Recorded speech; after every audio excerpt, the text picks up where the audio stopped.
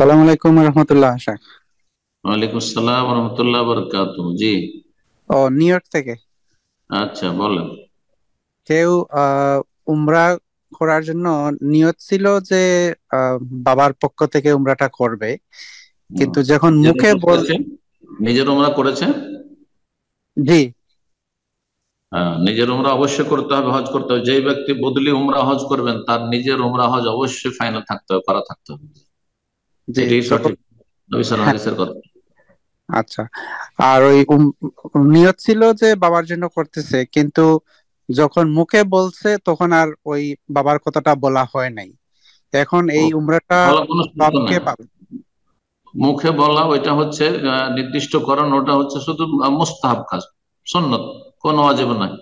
কেউ যদি নাও বলে, আগে থেকে মনে মনে আছে, নিয়ত আছে যে আমি আমার আব্বার পক্ষ থেকে উমরায় যাচ্ছি, হজে যাচ্ছি, যথেষ্ট। মিকাতে এহরাম বাঁধার সময় অথবা ফ্লাইটে এহরাম করার সময় লাব্বাইক উমরাতান আন আবি, বা আমার আব্বার পক্ষ থেকে আমি উমরা করছি বা হজ করছি বলা আবশ্যক নয়, শুধুমাত্র মুস্তাহাব। জি। অন্তরের নিয়ত করা যথেষ্ট। আর অন্তরের নিয়ত অলরেডি আগে থেকে আছে যে আমি এই জন্য এসেছি, আমার সফরটা হচ্ছে আমার আব্বার পক্ষ থেকে উমরা করা, কোনো অসুবিধা না, হয়ে গেছে ইনশাআল্লাহ।